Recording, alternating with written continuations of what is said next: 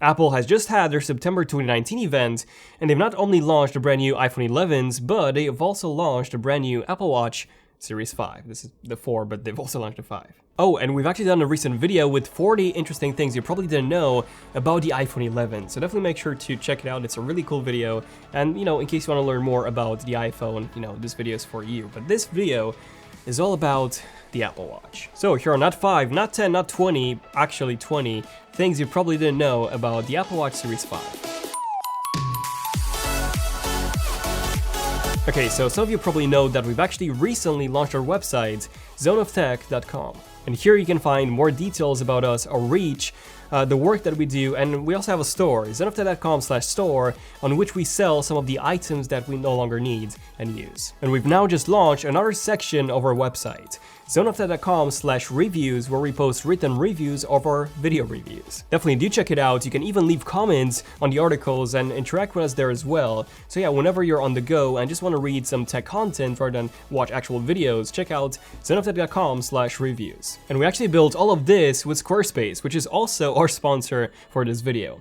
Now, ironically, we've actually built the website even before Squarespace reached out, so I'm really happy to recommend Squarespace to anyone wanting to build their own website. They not only offer an actual domain for you to use, but they also offer very, very easy to use tools so that literally anyone can build their own website. But what I really do like about Squarespace a lot is that you can also add your own custom code, and you can change your website to your own liking. Squarespace also offers an amazing customer support with a lot of help articles, so yeah, definitely check it out. Use the link below, and you also get a free 14-day trial as well as 10% off for when you decide to sign up for it. So yeah, thanks again to Squarespace for sponsoring this video. Okay, so the first new feature of the Series 5 Apple Watch, and also the main feature I would say, is that we finally have an always-on display. This is something that Android smartphones have had for years now, and it was, in my opinion, the main downside of an Apple Watch, the fact that you could not see the time unless you twisted your wrist or, tapped on the display. However, that's not an issue anymore because we now have an always-on display, so you'll always be able to see the time, the watch face at all times on your Apple Watch now. It would be at a lower brightness though, but when you tilt your wrist, that's when the full brightness would be enabled. But yeah, this is something that most of you probably already knew.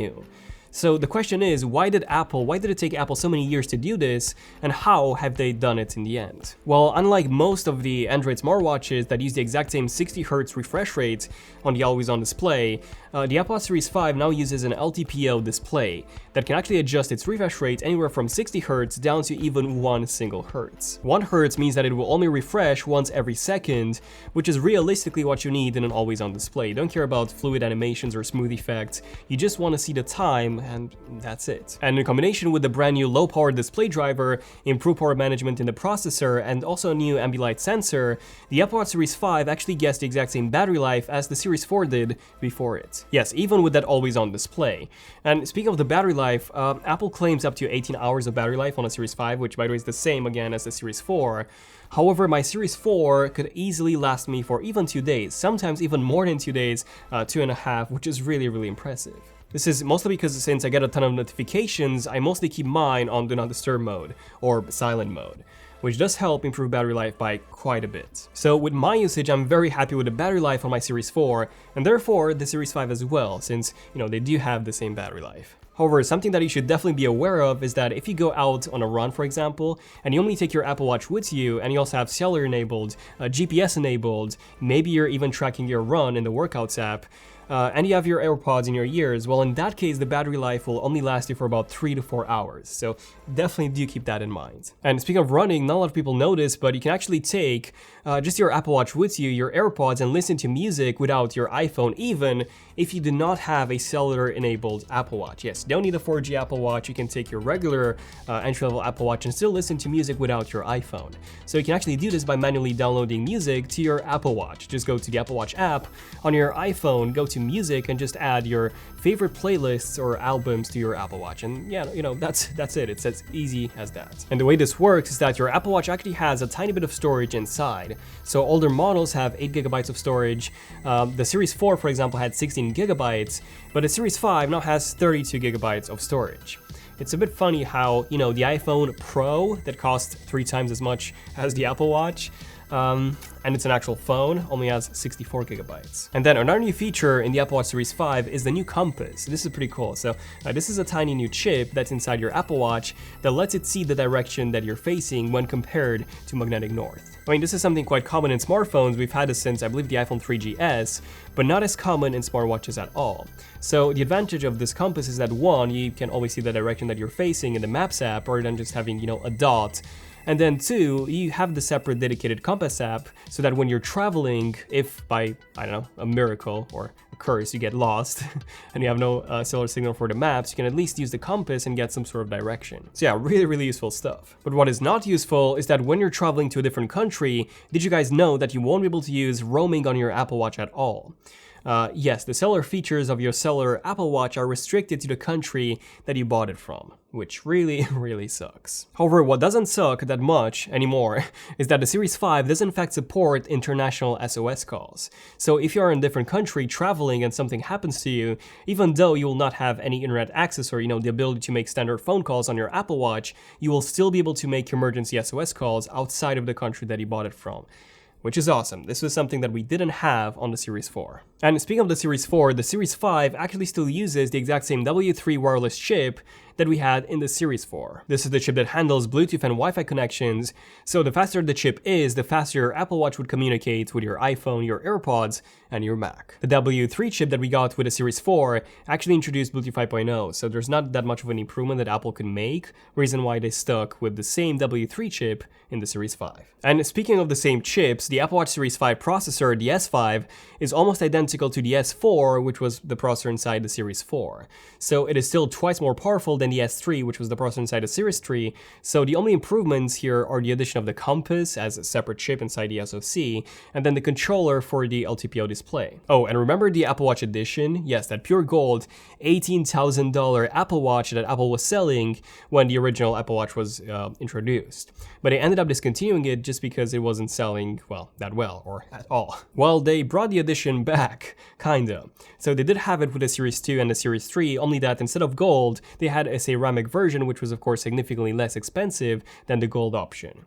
But they removed the whole edition series from the Series 4, and now the Apple Watch Edition is actually back. And with it, the Apple Watch Ceramic is also back. So this is the exact same casing style that we had before, and I do think that it looks absolutely stunning. So we have a black crown, which contrasts perfectly with the black bezels of the display and the white ceramic case. This is the most premium and the most expensive Apple Watch that Apple offers, with a starting price of, guess what?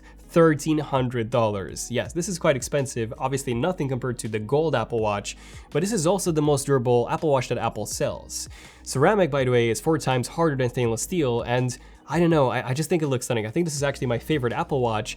No, just joking. No, my favorite one still remains the black stainless steel Apple Watch that I have right here. This is really nice. Now, if you go for the ceramic model, your Apple Watch would actually be slightly thicker than all the other models. So all the other ones measure in at 10.7 millimeters thick, while the ceramic one is actually 11 millimeters. But then we also have another new material, which is titanium, which is something that we haven't had on any Apple Watch before. Now, titanium as a material is lighter than stainless steel, but also stronger. This means that the titanium Apple Watch is a very good blend between the aluminum and the stainless steel models. It comes in 2 colors, space black, and then the regular silver titanium. But they do look like the aluminum one, to be honest, with just a brush texture. They're not as shiny as the stainless steel models, and personally, I don't think I'm going to like the titanium one. I've already ordered one for videos and review, but my personal one would still be the black stainless steel one. So yeah, let me know in the comments what's your favorite Apple Watch casing for the Series 5. Also, the titanium Apple Watch is $100 or 100 pounds in the UK more than the stainless steel one is, and personally, I don't think it's worth it. If you want a light watch, just go with the aluminum model because it almost looks identical to the titanium one. And something that I've been waiting for years is finally here. So you can now customize the Apple Watch with any casing and any band that you want, and you can finally order that. Some of you might be surprised that this is something that wasn't available already, but Yeah, it wasn't available. Before, you only had pre-made configurations by Apple, and you could only order those. Now, the Apple Watch itself and the band get shipped separately as separate products, and this is how Apple is able to make this level of customization possible. However, here's something really interesting. If you decide to go for an Apple Watch edition, you actually get 2 free bands inside the box. So you get a sport band as well as a sport loop band, both of which actually cost $50.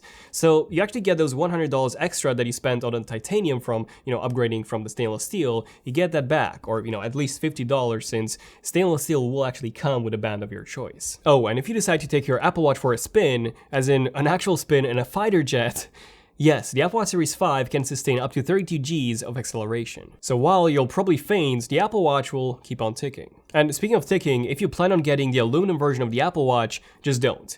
And get the Nike edition instead. You see, the Nike edition is still the exact same aluminum version of the Apple Watch, however, it comes with a more unique watch band, the Nike perforated sport band, which you can also buy separately if you really want to.